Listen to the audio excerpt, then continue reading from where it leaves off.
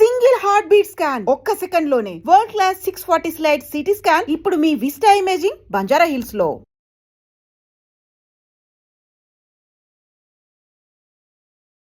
Reels తీస్తున్నారంటే ఏముందులే నార్మలే కదా అని అనుకుంటాం, కానీ అది తీసుకుంటూ వెళ్ళే వాళ్ళకి మాత్రమే, ఆ చెప్పుల్లో ఉన్న వాళ్ళకి మాత్రమే అర్థమైంది దాని వెనక ఎంత హార్డ్ వర్క్ ఉంటుంది. సో మీరు చెప్పండి, అసలు ఈ జర్నీ ఎలా స్టార్ట్ అయింది? చిన్నది కాదు, ఎప్పటి నుంచో స్టార్ట్ అయింది. లైక్ నేను 8th క్లాస్లో ఉండేటప్పటి నుంచి కాంటెంట్ ప్రిపేర్ చేయడం అంటే ఇంట్రెస్ట్. అసలు చిన్న కీప్యాడ్ ఫోన్తో కూడా స్టార్ట్ చేసాం. షార్ట్ ఫిల్మ్స్ కీప్యాడ్ ఫోన్తోనే. డైరెక్టర్ కూడా మీరే కదా? నేనే డైరెక్టర్, నేనే రైటర్, నేనే ఎడిటర్. బ్రహ్మానందం గారు గ్లాడియేటర్. చిన్నప్పుడు అసలు బ్యాక్ బెంచరా, చదివే వల్ల ఏమన్నా? స్కూల్లో బాగానే చదివేవాడిని. ఎప్పుడైతే ఇంటర్కి వచ్చానో అయిపోయింది. అదో ఇది మనతోటి కాదు, మనకు అవసరమా? ఫస్ట్ ఎంపీసీ, దాని తర్వాత బైపీసీ, దాని తర్వాత మళ్ళీ ఎంపీసీ, మళ్ళీ ఇదొద్దు ఇది ఇట్లా ఎవరేం అనలేదు. చెయ్యు అనరు, చెయ్యొద్దు అనరు, గాలికి తిరిగి అంతే. చాలా త్వరగా వచ్చినట్టున్నారు కదా ఫాలో. 7 సంవత్సరాలు కష్టం అని చెప్పొచ్చు. 2019 నుంచి లాంగ్ లెంత్ వీడియో తీయడము, లేకపోతే ఒక షార్ట్ తీయడము, దాన్ని ఎడిట్ చేసుకుని పెట్టేయడం, ఇది ఒక 1 minute కాంటెంట్ షూట్ చేయడానికి ఒక హాఫ్ డే పడుతుంది. ఇన్ని ట్రై చేస్తే ఇన్నే వర్కౌట్ అయ్యాయి. వైఫ్ అండ్ హస్బెండ్ అంటే ఇలానే ఉండాలి, వైఫ్ అంటే ఇంట్లో వంటింట్లో ఉండి ఊరికే ఆ వంట పని చేసే వాళ్ళే వైఫ్, అలా కాదు ఇప్పుడు మారింది, లోకం ముందుకు పరిగెడుతుంది, ఇలా కూడా చూపిద్దామని ఆలోచన ఉంటుందా? మనమే కాదండి, ఎవ్వరం కూడా సమాజాన్ని మార్చలేం. ఇప్పుడు మార్చామని ట్రై చేసినా ఈ నాకు చెప్పి పెద్ద పెద్ద హీరోస్ కూడా ఇది నేను చేస్తే ఖచ్చితంగా మారిపోతారు. మీకు సపోర్ట్ చేసిన వాళ్ళు ఎవరు లేరా మీ పక్కన నిలబడి? లేరు. ఇంట్లో వాళ్ళు కూడా వాళ్ళు నాకు ఎంతవరకు సపోర్ట్ చేస్తారో తెలీదు. అలానే ది మోస్ట్ సాడెస్ట్ మూమెంట్ ఏంటి? నేను 7th క్లాస్లో అనుకుంటా, మీ టీచర్ వెళ్ళిపోయిందా? తెలుగు సార్, ఆయన ఇంగ్లీష్ పదాలు కొంచెం వేరే వేరేగా పలుకుతారు కదా. మా స్కూల్ అంతటికి ఆ పేరు నా ఒక్కడికే ఉండేది. ఆయన అందరు గట్టిగా అనిపించింది.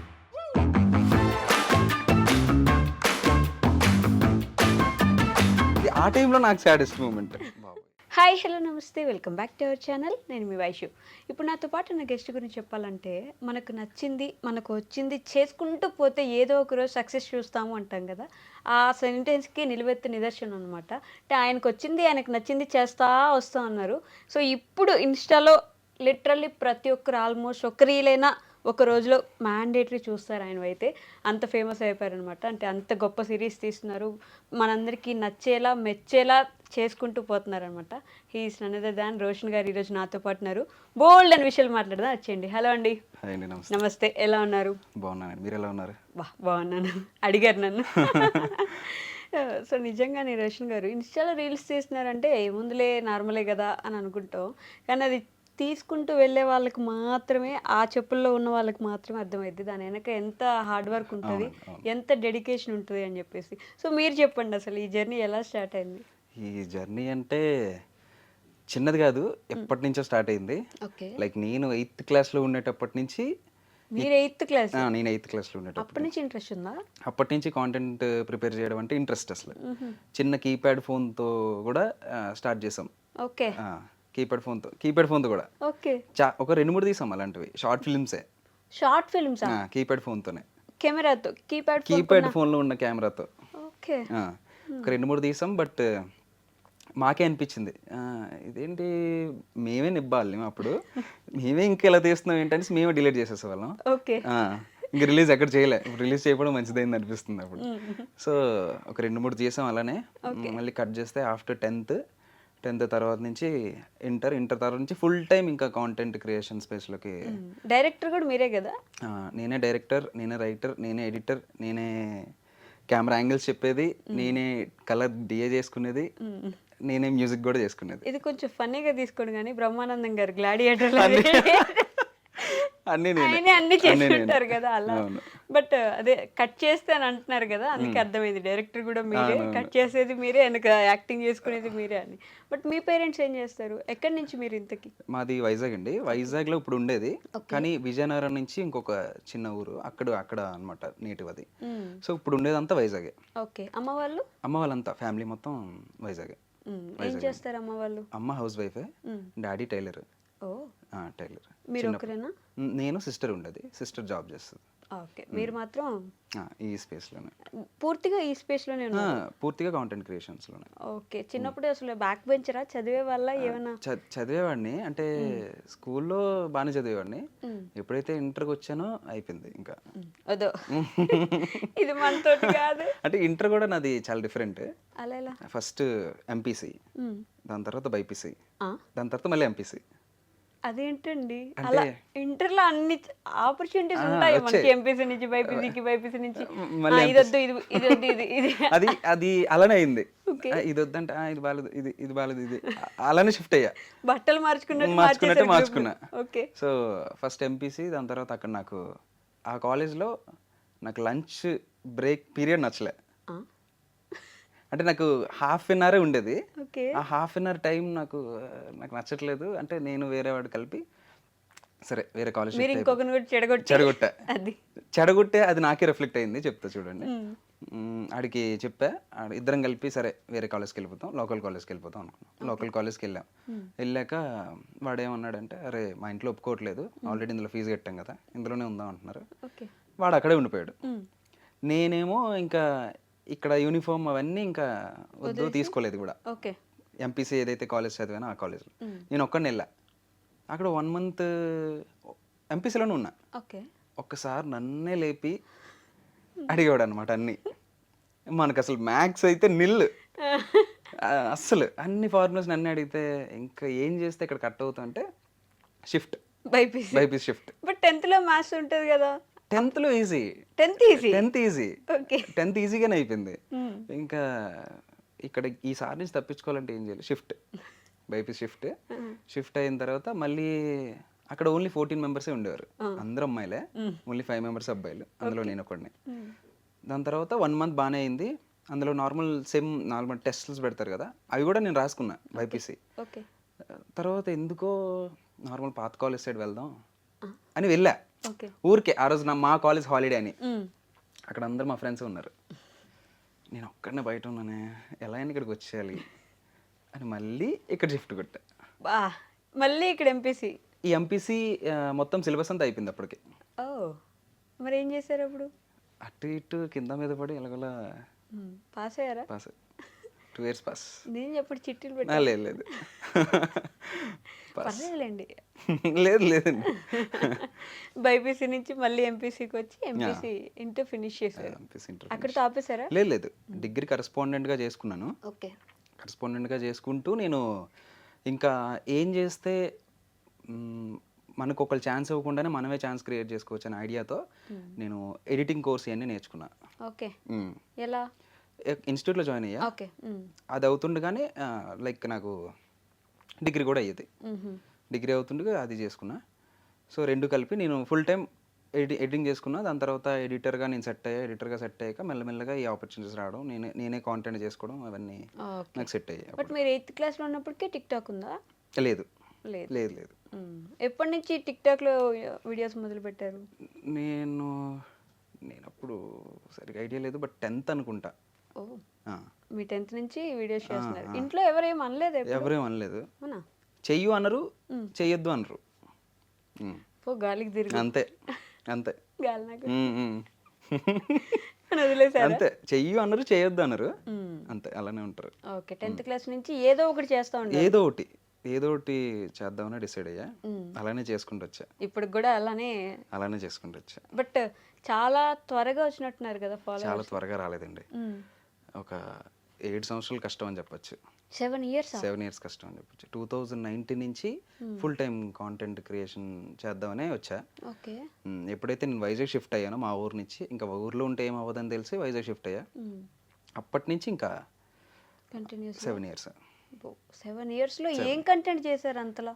7 yearsలో అన్నీ, అంటే యూట్యూబ్లో రన్ అయ్యే కాంటెంట్ ఏముంటుందో అన్నీ సెర్చ్ చేసుకొని అన్నీ ట్రై చేసుకుంటూ వచ్చా. లాస్ట్కి relatable wife and husband concepts connect అయ్యాయి అందరికి. ఇప్పుడు మాత్రం wife and husband concept wife and husband concepts బాగా ట్రెండింగ్ లో బాగా ఉన్నారు కదా trending. ఇన్స్టాలో, బాగా యూట్యూబ్ లో కూడా సేమ్ ట్రెండింగ్ లో సేమ్ ఉన్నారు. యూట్యూబ్లో కూడా అంతే. బట్ ఒక్కసారిగా అంటే అప్పటి నుంచి రాని పేరు, అప్పటి నుంచి రాని ఫేమ్ ఇప్పుడు వచ్చిన తర్వాత ఎలా అనిపిస్తుంది చూసుకుంటే? చాలా హ్యాపీగా ఉంటుందండి. ఇప్పుడు 6 ఏళ్ళు కష్టం 6 నెలల ఫలితం అన్నట్టు అయింది. ఎప్పుడైతే నేను డిసెంబర్లో స్టార్ట్ చేసా, ఓకే నవంబర్లో షూట్ చేసాం, నవంబర్ ఎండ్ షూట్ చేసాం, డిసెంబర్లో రిలీజ్ స్టార్ట్ చేసాం. ఓకే నాకు షూట్ చేసినప్పుడే రఫ్ ఎడిట్లోనే నాకు అర్థమైంది, సో ఎందుకో ఇది కనెక్ట్ అవుతుంది అని అంటే అనిపించింది. సో ఆ గట్ ఫీల్తోనే రిలీజ్ చేసా. ఓకే కట్ చేస్తే ఫస్ట్ వీడియో ఒక 35K వెళ్ళింది అంతే షార్ట్. ఓకే సెకండ్ వీడియోనే 1.2 మిలియన్. ఇంకా కట్ చేస్తే రెస్ట్ ఇస్ హిస్టరీ అంతే. Rest is history. అంటే మరీ అంత ఏం చెప్పలేను, బట్ ఇప్పుడున్న వ్యూవర్షిప్ అయితే అలా కంటిన్యూ అవుతూనే ఉంది. ఓకే బట్ చాలా ఈజీనా అండి? అంటే ఒక లాంగ్ లెంత్ వీడియో తీయడము, లేకపోతే ఒక షార్ట్ తీయడము, దాన్ని ఎడిట్ చేసుకుని పెట్టేయడం ఈజీనా? ఎలా ఉంటుంది మీ డైరెక్షన్ డిపార్ట్మెంట్ చూసుకుంటూ, యాక్టింగ్ చేసుకుంటూ, ఎడిటింగ్ చేసుకుంటూ, ఇదంతా ఎలా అవుతుంది అసలు? ఒక షార్ట్ వీడియో చేయడానికే ఒక హాఫ్ డే పడుతుందండి ఈజీగా చేయడానికి.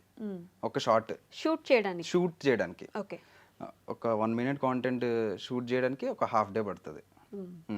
అలాంటిది ఒక హాఫ్ డే పట్టేది మేము రోజుకి 10 షార్ట్స్ చేయాలి. ఓకే రోజుకి 10 షార్ట్స్ చేయాలి.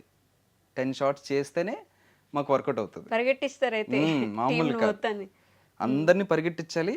స్క్రిప్ట్ పట్టుకొని ఇది డైలాగ్ రెడీ, యాక్షన్, డైలాగ్ చెప్పాడు, కట్, మళ్ళీ స్క్రిప్ట్ అందరికీ చెప్పేసి మళ్ళీ నేను నా డైలాగ్ నేను చూసుకొని ఓకే రెడీగా అలా మేనేజ్ చేసుకుంటే. మీరు అటు సైడ్ ఉన్నప్పుడు ఇటు సైడ్ ఎవరు ఉంటారు? మీరు డైరెక్ట్ చేసుకోలేదు, అటు సైడ్ నాతో యాక్ట్ చేసే వాళ్ళు ఉంటారు. ఓకే బట్ టీం అంతా పరిగెడతారు, మీరు అంతా పరిగెడతారు. తిట్టుకుంటారు ఎప్పుడైనా మిమ్మల్ని? ఆబ్వియస్లీ తిట్టుకుంటారండి. తిట్టుకుంటారు.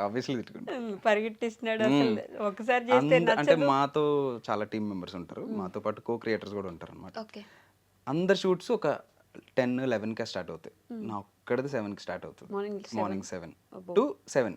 ఓకే ఒక కాల్ షీట్ లానే 7 to 7. అబ్బా ఈ షూట్ అంటే పొద్దున్న రావాలరా బాబు అనుకుంటారు డెఫినెట్ గా. ఓకే అది మాత్రం షూర్. బట్ డిసిప్లైన్, డెడికేషన్ అనేది ఎంత ఇంపార్టెంట్ అంటారు మీకు ఎస్పెషల్లీ? ఈ ఫీల్డ్లోనే కాదండి, ఏ ఫీల్డ్లో అయినా సరే డిసిప్లిన్ అనేది పక్కా మ్యాండేటరీ. డెడికేషన్ కూడా అలానే ఉండాలి. డెడికేషన్ ఉండి డిసిప్లిన్ లేకపోతే అవ్వదు, డిసిప్లిన్ ఉండి డెడికేషన్ లేకపోయినా అవ్వదు. ఓకే అది డైలాగ్స్ అన్ని రాసుకోవడానికి టైం ఇప్పుడు ఉంటుంది మరి మీకు? మీరే రాస్తారా? అన్నీ నేనే రాస్తా. రేప్ షూట్ అంటే ఈ రోజే రాస్తా. ఓ నాకు రేప్ షూట్ ఒక కథ అంతా ముందు రాసేసుకున్న తర్వాత చేయరా? అంటే నేను ఇంతవరకు చేసేదంతా ఇండివిజువల్ షార్ట్స్. షార్ట్కి ఒక మెసేజ్ ఉంటుంది, ఎవ్రీ షార్ట్కి ఒక ఎండింగ్ ఒక మెసేజ్ ఉంటుంది. సో ఆ రకంగా నాకు 1 వీక్ స్పేస్ దొరికిన రైటింగ్కి. మండే షూట్ అంటే నాకు సండే కాన్సెప్ట్స్ వస్తాయి. ఓకే అంటే ముందు రోజు ఎగ్జామ్స్కి బ్యాటింగ్ ముందు రోజే చేసినట్టు నాకు రేప్ షూట్ అంటే ఈ రోజే కాంటెంట్ రాయడానికి నాకు ఆ థాట్స్ కూడా అలానే వస్తాయి. ఓకే ముందంతా అసలు ఏముండదు, అసలు డొల్లా అంతే, అప్పటికప్పుడు వచ్చేస్తుంది. ఆ రోజు అప్పటికప్పుడు వచ్చేది, నెక్స్ట్ రోజు షూట్ చేసేది. ప్రతి దాంట్లో ఒక మెసేజ్ ఇవ్వాలని థాట్ ఎందుకు పెట్టుకున్నారు? అంటే చాలా ట్రై చేసామండి స్టార్టింగ్లో. ఓకే నాకు ఫేవరెట్ జానరా అయితే కామెడీ. నా ఆబ్వియస్లీ చాలా మందికి. అండ్ ఏమనుకుంటారంటే బేసిక్ గా 24 గంటలు మనకుండే కష్టాలు మళ్ళీ వాళ్ళ కష్టాలు నవ్వుకోవచ్చు కదా అనే ఫీల్ తోనే నేను స్టార్ట్ చేశా. చాలా ట్రై చేసాం కామెడీలో, కొన్ని వర్కౌట్ అయ్యాయి. ఓకే ఇన్ని ట్రై చేస్తే ఇన్నే వర్కౌట్ అయ్యాయి. ఓకే సో ఇప్పుడు మీ వైఫ్ అండ్ హస్బెండ్ లో ఇన్ని ట్రై చేస్తే అన్ని వర్కౌట్ అయ్యాయి. ఓకే అందుకనే so wife and husband start చేయడానికి మెయిన్ రీజన్ ఏంటంటే కామెడీ కొంతమంది చూసారనుకోండి, కొంత ఆడియన్స్ చూసారనుకోండి, వైఫ్ అండ్ హస్బెండ్ ప్రతి ఇంట్లో ఒక వైఫ్ అండ్ హస్బెండ్ ఉంటారు. అది ముసలి వాళ్ళు అవని వాళ్ళ వైఫ్ అండ్ హస్బెండ్, యంగర్ అవని వాళ్ళ వైఫ్ అండ్ హస్బెండ్, అమ్మ నాన్న అవని వాళ్ళ వైఫ్ అండ్ హస్బెండ్. సో నేను అందరినీ టచ్ చేసుకుంటూ వద్దాం, ఆడియన్స్ ని ఎందుకు టచ్ చేయకూడదు అన్నట్టు అనుకుని ఈ వైఫ్ అండ్ హస్బెండ్ స్టార్ట్ చేస్తాం. ఓకే బట్ మీకు ఎలా తెలుస్తుంది రియల్ స్టోరీస్ అంటే వైఫ్ అండ్ హస్బెండ్ ఏంటి? మీ ఇంట్లో మీ మమ్మీ డాడీ వాళ్ళు కొట్టుకున్నప్పుడు చూసే వాళ్ళ? ప్రతి ఇంట్లో కామన్ కదండి. ప్రతి ఇంట్లో కామన్. అంటే పక్కింటోళ్ళని ఎదురింటోళ్ళని చూసేసి, రిలేటివ్స్లో చూసేసి అసలు ఏం జరుగుతుందని నాకున్న కాంటెంట్ ఐడియాస్ రెఫరెన్స్లు తీసుకుంటూ రాసుకుంటూ వెళ్ళడం. బట్ సమాజాన్ని మార్చాలి అలాంటి ఆలోచన ఏమైనా ఉందా? అంటే లైక్ వైఫ్ అండ్ హస్బెండ్ అంటే ఇలానే ఉండాలి, వైఫ్ అంటే ఇంట్లో వంటింట్లో ఉండి ఊరికే ఆ వంట పని చేసే వాళ్ళే వైఫ్, అలా కాదు ఇప్పుడు మారింది, లోకం ముందుకు పరిగెడుతుంది, ఇలా కూడా చూపిద్దామని ఆలోచన ఉంటుందా? బేసికలీ మనమే కాదండి, ఎవ్వరం కూడా సమాజాన్ని మార్చలేం. ఎందుకలా? ఇది చాలా పెద్ద స్టేట్మెంట్. మార్చలేం, సీరియస్లీ మార్చలేం. ఎందుకంటే ఇప్పుడు మార్చామని ట్రై చేసినా ఈ నాకు చెప్పేదేంటి అనే టోన్లో చూస్తారు. సో బట్ ఎప్పటికీ మారకపోతే ఎలా? సమాజం అలానే ఆగిపోతే ఎలా? ఇప్పటికీ మారలేదు కదా, అడ్జస్ట్ అయిపోయి వెళ్ళిపోతున్నారు కదా. అందుకే కదా మన ఇంకా డెవలపింగ్ కంట్రీ లాగా అలానే ఉంటుంది, డెవలప్డ్ కంట్రీ అని అనరు కదా ఇండియా. అవ్వదు అని చెప్పకూడదులేండి, బట్ ఆ పీరియడ్ లోనే చాలా సేపటి నుంచి, చాలా ఇయర్స్ నుంచి అదే పీరియడ్ లో ఉండిపోవడానికి రీజన్ కూడా దీనివల్లే. ఓకే, బట్ ఎవరికి వాళ్ళు అలా అనుకుంటే ఎవరు ఉద్ధరిస్తారు మరి? ఎవరు వాళ్ళకి వాళ్ళు మారాలండి, అంతే. అంతే, మన వాళ్ళకి వద్దులేండి ఇంకా. అంటే ఇప్పుడు మీ వీడియోస్, ఒక వీడియో మినిమం ఒక 3 మిలియన్ వరకు చూసారు అనుకోండి, 30 లక్షల్లో 30,000 మంది, పోనీ 3,000 మంది ఆలోచన వచ్చినా మంచిదే కదా. నాకు 30 మందికి ఆలోచన వచ్చినా నేను హ్యాపీ, ఇంకా మంచిదే కదా. అంతే కదా. కానీ నాకు వచ్చే కామెంట్స్లో కొన్ని చాలా మంచి కామెంట్స్ వస్తాయి. ఏంటంటే అన్న మీ వీడియో చూసి కొంతమంది ఇన్స్పైర్ అవుతారన్న, మేము ఇన్స్పైర్ అవుతున్నాం అన్న. అది ఒక్కరు పెట్టినా హ్యాపీ అండి, హ్యాపీయే కదా. ఒక్క వీడియోకి ఒక్కరు పెట్టినా హ్యాపీ. సరే, కొంచెమైనా మార్చడానికి మనం ట్రై చేయాల్సిన అవసరం లేదు.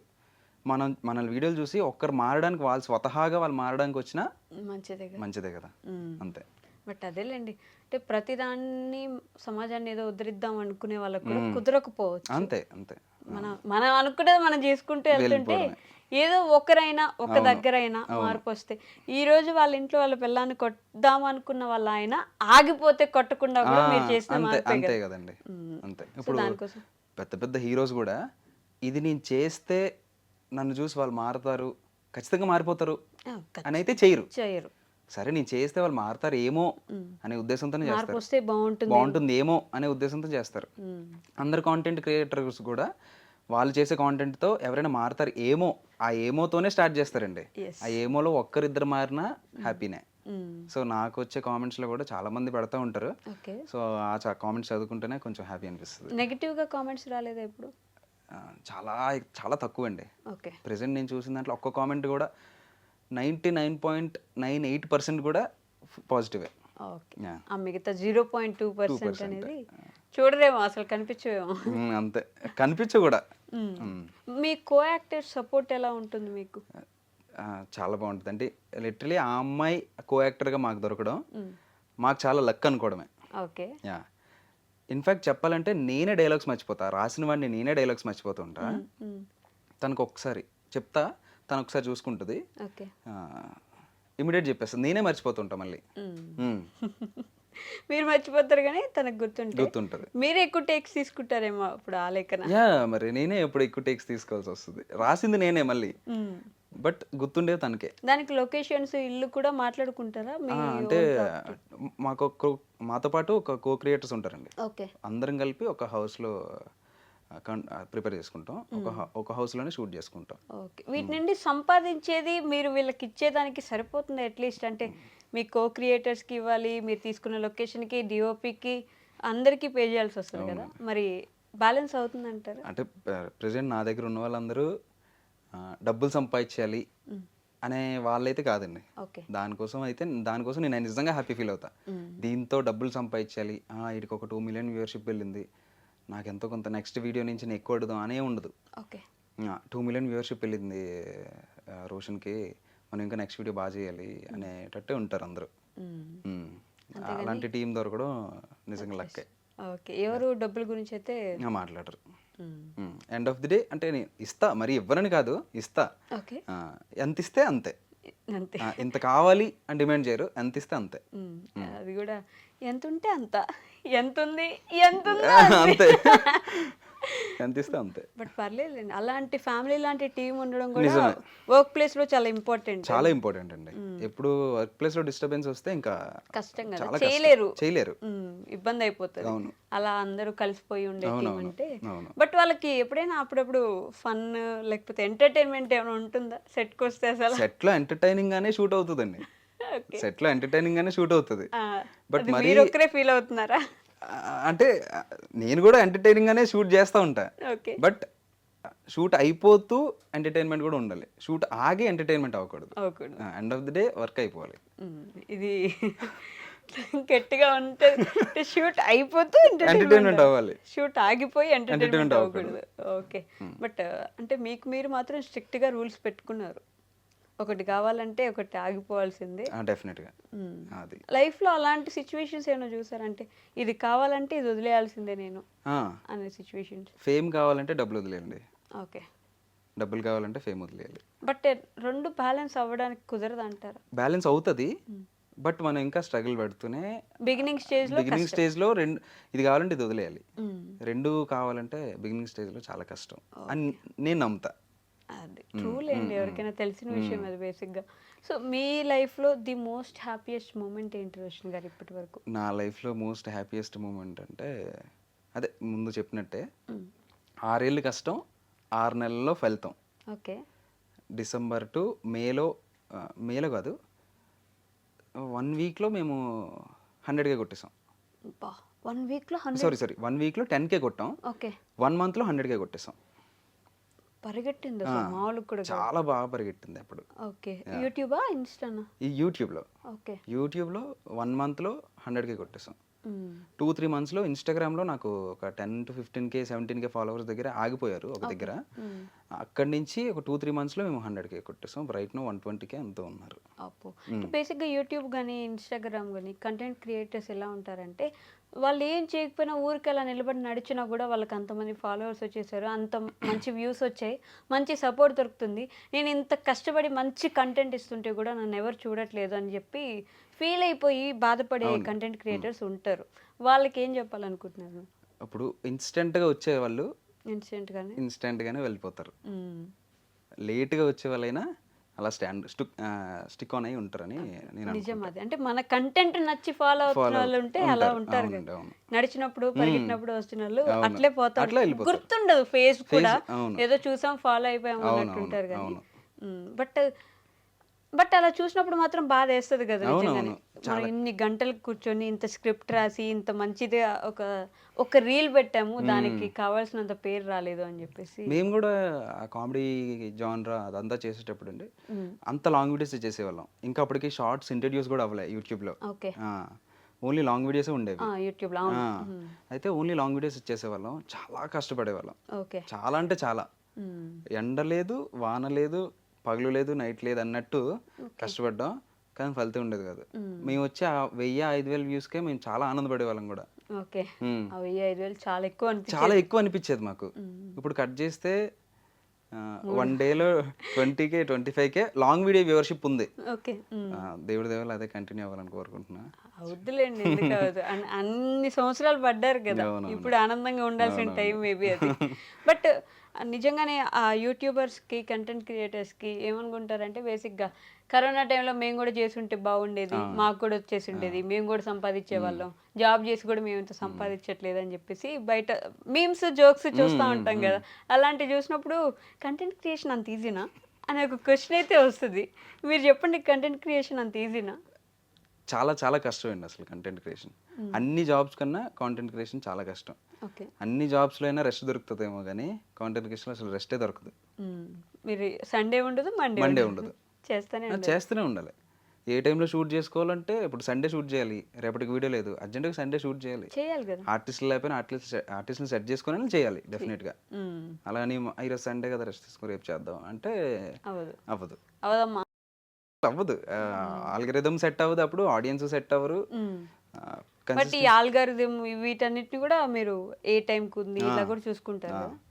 అంటే మనం ఎంత మంచి పని చేసినా ఒక ముహూర్తం చూసుకుంటాం అంతే కదా. సో ఆ రకంగా ఒక టైం కూడా మనం సెట్ చేసుకుంటే ఆ ముహూర్తం అనే టైంలో కూడా మనం కరెక్ట్ పెడితేనే అది వర్కౌట్ అవుతుంది. అదే డిసిప్లిన్ డెడికేషన్ ఎంత ఉన్నా లక్ కూడా కావాలి అప్పుడప్పుడు అన్నట్టు. అవును, ఆ లక్కే మీకు ముహూర్తం అనుకుంటారు అంతే. సో మీ లైఫ్లో అలానే ది మోస్ట్ సాడెస్ట్ మూమెంట్ ఏంటి? సాడెస్ట్ మూమెంట్ దేవుడి దేవుళ్ళ అంత సాడెస్ట్ మూమెంట్ ఏం జరగలేదు, జరిగిన సరే గుర్తులేదు. బట్ నా సాడెస్ట్ మూమెంట్ ఏంటి అంటే చాలా కామెడీగా ఉంటుంది. సాడెస్ట్ మూమెంట్ కామెడీ, చాలా కామెడీ. అది నేను ఆ టైంలో సాడ్గా ఫీల్ అయ్యేవాడిని. ఓకే. నేను 7th క్లాస్లో అనుకుంటా. మీ టీచర్ వెళ్ళిపోయిందా? టీచర్ వెళ్ళిపోలేదు. ఒక సార్ ఉండేవారు, తెలుగు సారు. ఆయన ఇంగ్లీష్ పదాలు కొంచెం వేరే వేరేగా పలుకుతారు కదా. ఏ స్కూల్లో అయినా తెలుగు సార్ కొంచెం స్పష్టంగా తెలుగు పలకడం కానీ అవి జరుగుతాయంటాయి. సో నా పేరు రోషన్. మా స్కూల్ అంతటికి ఆ పేరు నా ఒక్కడికే ఉండేది. ఓకే. చాలా తక్కువ ఆ పేరు ఉండడం. నేనైతే వినలే రోషన్ అనేది. మనకి ఎగ్జామ్స్ అయ్యాక బండిల్ పట్టుకొని వచ్చి పేపర్స్ అన్నీ ఇస్తారు కదా, ఎన్ని మార్క్స్ వచ్చాయి చూడడానికని. నాది 45 47 రోల్ నెంబర్ ఉంటుంది. ఓకే. ఒక్కొక్కరు పిలుచుకొని వచ్చేవాడు స్టార్టింగ్ నుంచి. నా పేరు రోషన్. నేను లాస్ట్ బెంచ్లో ఉండేవాడిని. ఓకే. ఆయన అందరు గట్టిగా వినిపించాడు, రేషన్ అనేవాడు ఆయన. రేషన్. ఆయన వచ్చి బండల్స్ ఇచ్చాడంటే నాకు భయం. ఆ పేరు కుని చేసేవాడు ఆయన. అది మీకు సాడెస్ట్ మూమెంట్? అది ఆ టైంలో నాకు సాడెస్ట్ మూమెంట్. బాబోయ్, అందరి ముందు పరుగు పోతుంది, ఆ పేరు ఇలా కబ్బు చేసాడు ఏంటి అని ఫీలింగ్ ఉండేది. అది నాకు ఆ టైంలో సాడ్. నైస్ అండి.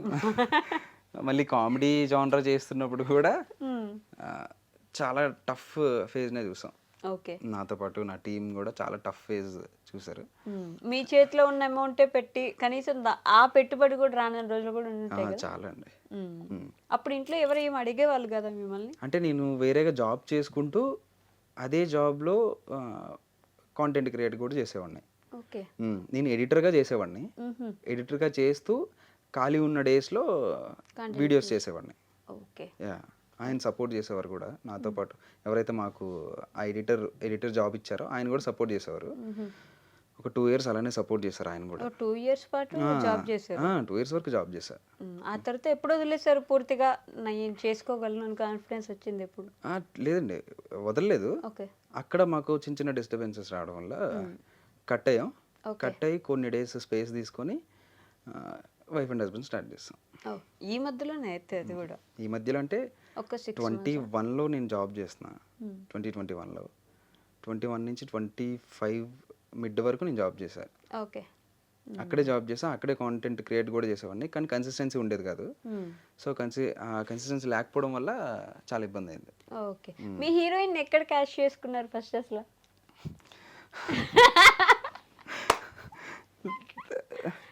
చెప్పండి. తను హీరోయిన్నా లేకపోతే కాదా అనేది అందరికీ డౌట్.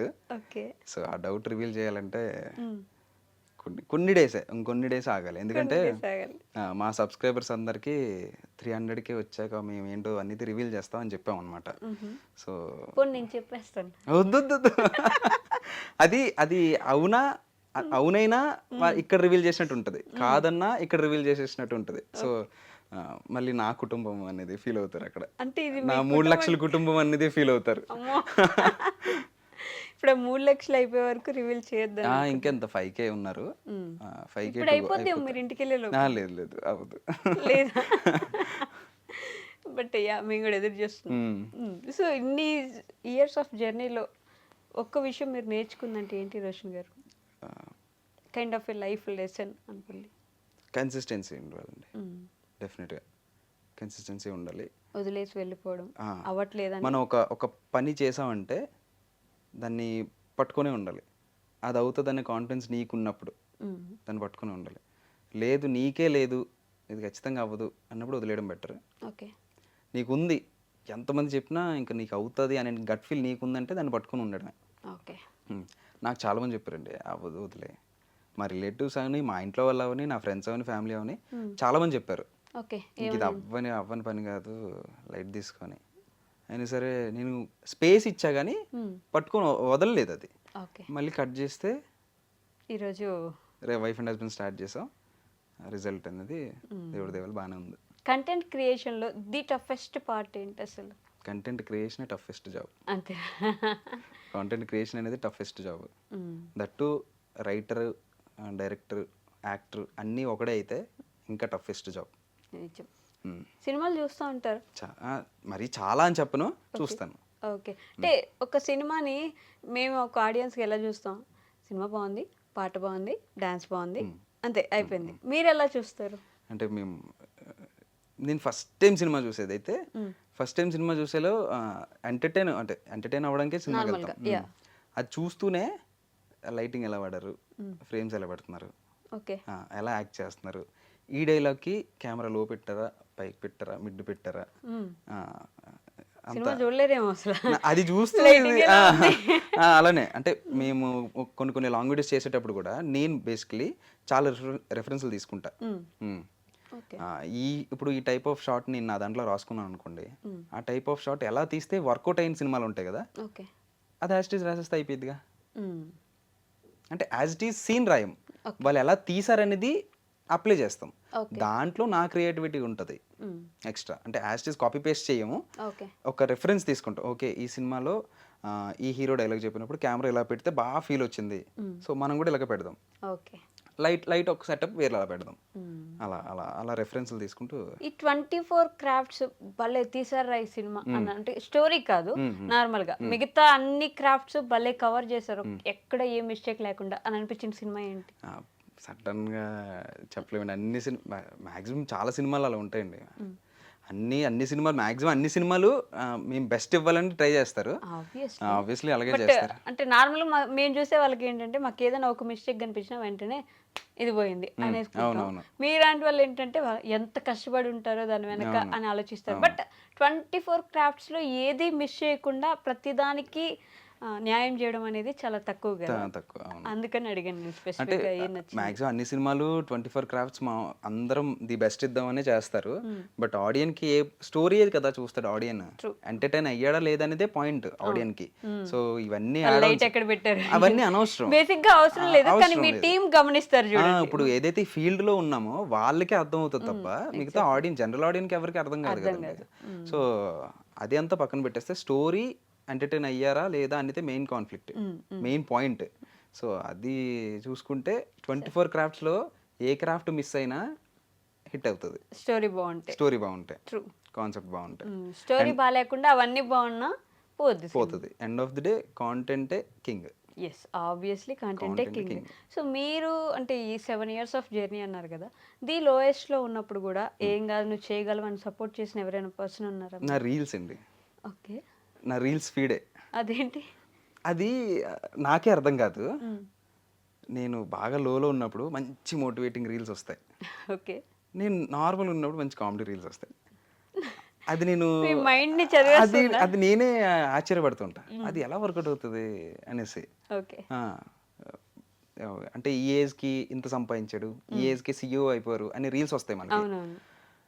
ఈ ఏజ్కి అయిపోయారు అంటే మనం ఎందుకు అవ్వలేం అన్నట్టు ఒకలాగా మోటివేషన్ తీసుకొచ్చేది అయితే నా ఇన్స్టాగ్రామ్ ఫీడే. ఓకే. మీకు సపోర్ట్ చేసిన వాళ్ళు ఎవరు లేరా మీ పక్కన నిలబడి? లేరు. ఇంట్లో వాళ్ళు కూడా లేరు. ఓకే, మీరు ఒక్కరే నిలబడ్డారు అయితే? నిలబడ్డా. పోన్లేండి, నిలబడ్డారు కదా. అదే చెప్పా కదండి, పట్టుకొని ఉండాలి, దాని మీద మనకి గట్ ఫీల్ ఉంది, అది వర్కౌట్ అవుతుంది అన్నప్పుడు పట్టుకొని ఉండాలి. సో ఎవరైతే సపోర్ట్ చేయలేదో అందరూ సపోర్ట్ చేసుకుంటూ వచ్చేస్తారు, మెల్లగా ఆటోమేటిక్గా వచ్చేస్తారు. పూరి జగన్నాథ్ గారితో ఒక డైలాగ్ ఉంటుంది, నీకంటూ ఒక ట్రైన్ వస్తుంది, నీ ట్రైన్ వచ్చిన రోజు నువ్వు ప్లాట్ఫామ్ మీద నిలబడి ఉండు ఎక్కడానికి అని చెప్పేసి. అది డైరెక్ట్ MS ధోని సినిమాలో కూడా మీకు డైరెక్ట్ ఆ సీన్ కూడా ఉంటుంది, డైరెక్ట్ గా. సో MS ధోని అనేది పీక్ మోటివేషనల్ మూవీ అండి అసలు. ఆయన వెళ్ళిపోవాల్సిన వ్యక్తి టీటీ ఉండాలి, అవును లా అంతా ముదిలిపోయి ఇక్కడ నిలబడతాడు, ట్రైన్ ఎక్కేస్తారు, వెళ్ళిపోతారు కదా. నేను MS ధోని మూవీ అంటే గుర్తొచ్చింది, ఒక్కొక్క టైంలో చాలా లో అయిపోయా. ఓకే. ఆ సినిమా చూస్తేనే మళ్ళీ నేను మోటివేట్ అయ్యా. ఏంటి ఆ సిచ్యువేషన్ అంత లో అయిపోవడానికి? అంత లో అయిపోవడం రీజన్స్ ఇయ్యానండి. అదే చాలా కష్టపడుతున్నాం, కాంటెంట్ చేస్తున్నాం. మీరు అన్నట్టే ఏం చేయని వాళ్ళకి జస్ట్ నడుచుకుంటూ స్లో మోషన్ పెట్టుకున్న వాళ్ళకే ఫాలోవర్స్ గెయిన్ అయిపోతున్నారు, వాళ్ళు గెయిన్ అయిపోతున్నారు అని కాదు, మేము కష్టపడుతున్నాం కదా అనేటట్టు నా ఆలోచన ఉండేది. ఎప్పుడు వాళ్ళకి ఎందుకు వచ్చిన మనకి ఎందుకు రావట్లేదు అనే థాట్ ప్రాసెస్ లోనే ఉండేదండి. అయితే అప్పుడు చాలా లో అయిపోయి మళ్ళీ ఆ మూవీ చూస్తే గానీ నాకు మళ్ళీ గెట్ బ్యాక్ అవ్వలేదు. So super. ఫైనల్ గోల్ ఏంటి మీది? మరి కాంటెంట్ క్రియేటింగ్ స్పేస్ లో ఉన్నప్పుడు obviously goal end of the day movies. అసలు మూవీస్ లోకి వెళ్ళాలి అని ఆల్మోస్ట్ హైదరాబాద్ వరకు వచ్చి ఇంకేదేదో ప్రయత్నించి వెనక్కి వెళ్ళిపోయిన వాళ్ళు కూడా చాలా మంది ఉంటారు. బట్ మీరైతే చాలా గట్టిగా నిలబడదని అనుకుంటున్నారు కాబట్టి. అంటే ఇప్పుడు హైదరాబాద్ వచ్చి ట్రై చేసుకోవాలి అనే దాంట్లో తప్పలేదండి, కానీ హైదరాబాద్ వచ్చి ట్రై చేసుకునే కన్నా మీకంటూ ఒక పోర్ట్ఫోలియో క్రియేట్ చేసుకుంటే బెటర్ కదా అన్న ఇప్పుడు ఒక ఆప్షన్ ఉంది కదా, Exactly. ఒక ఇంతకు ఆప్షన్ ముందంటే ఉంది. social media లేదు. లేదు, ఇప్పుడు ఒక ఆప్షన్ ఉంది. నీకు ఇన్స్టాగ్రామ్ ప్లాట్ఫామ్ ఉంది, యూట్యూబ్ ఉంది, ట్విట్టర్ ఉంది, అన్నిట్లో నీకు ఒక పోర్ట్ఫోలియో బిల్డ్ చేసుకోవడానికి ఒక స్పేస్ ఉంది. ఉంది. సో ఈ కష్టపడి తిరిగేదేదో ఈ ఎఫర్ట్స్ అన్ని అక్కడ పెడితే నువ్వే వెళ్ళకుండా నీకే ఒక కాల్ వచ్చేటట్టు చేసుకుంటే అయిపోయిద్దిగా. Super, exactly. ఆ రకంగా ఇంతకు ముందంటే తిరగాల్సి వచ్చేది కానీ పాపం ఎక్కడ పెట్టిన ఆడిషన్స్ అని చెప్పి, ఇప్పుడు అవసరం లేదు. ఇప్పుడు అవసరం లేదు. నువ్వు ఇన్స్టాగ్రామ్ లో చేయని ఆడిషన్ ఆడిషన్ అది నువ్వు చేసేది నీకు నువ్వు రాసుకొని నేను ఈ క్యారెక్టర్కి ఇది చేసుకోవచ్చు, ఈ క్యారెక్టర్కి ఇది చేయొచ్చు అన్ని నీకు నువ్వు కాన్సెప్ట్స్ రాసుకొని నీకు నువ్వు ఆడిషన్ ఇచ్చుకోవచ్చు. ఎస్, అది ఎవరెవరికి రీచ్ అవుతుందో తెలియదు. ఎండ్ ఆఫ్ ది డే మా రీల్స్ మీ వరకు రీచ్ అయ్యాయి కదా. అవును, సో అలానే అంతే కదా, అలానే అవుతుంది. సో మీ వైఫ్ అండ్ హస్బెండ్ సిరీస్ని సపోర్ట్ చేసిన ఆడియన్స్కి ఏం చెప్పాలనుకుంటున్నారు ఫైనల్గా టు ఎండ్ విత్ దిస్? నేను థ్యాంక్స్ అనేది చాలా చిన్న పదం. వాళ్ళు నాకు ఎంతవరకు సపోర్ట్ చేస్తారో తెలీదు. సపోర్ట్ చేస్తున్నంత వరకు నేను ఎంటర్టైన్ చేస్తూనే ఉంటా. ఓకే, అంతే. డన్ అండి. Thank you so much Rashmi garu. Thank you. I wish మీరు ఖచ్చితంగా మూవీస్లోకి వెళ్ళాలి, ఇలానే కంటిన్యూస్గా మమ్మల్ని ఎంటర్టైన్ చేయాలి, రోజు ఒక మెసేజ్ ఇవ్వాలి. మీ మెసేజ్ చూసైనా అట్లీస్ట్ ఒక్క దగ్గర ఒక మనిషి మారిన, ఒక ఊరు మొత్తంలో ఒక మనిషి మారినా కూడా ఆనందమే. Thank you so much. Thank you so much. And for more videos, Please subscribe to iDream. Please subscribe to iDream. Please subscribe iDream. And please subscribe to iDream. For more videos, subscribe to iDream. please like, share, and subscribe to the channel. Congratulations, iDream. Subscribe to iDream. Subscribe to iDream. So subscribe to iDream Media. iDream ki iDream team andarki huge congratulations. Please subscribe iDream Media. Please subscribe to iDream. Subscribe iDream. Please subscribe to iDream. iDream అంటే నా కళల channel subscribe చేసుకున్న నోరు తిరుగుతలేదు, మీరైతే గంట గుర్తు కొట్టండి. For more such videos, please subscribe to iDream.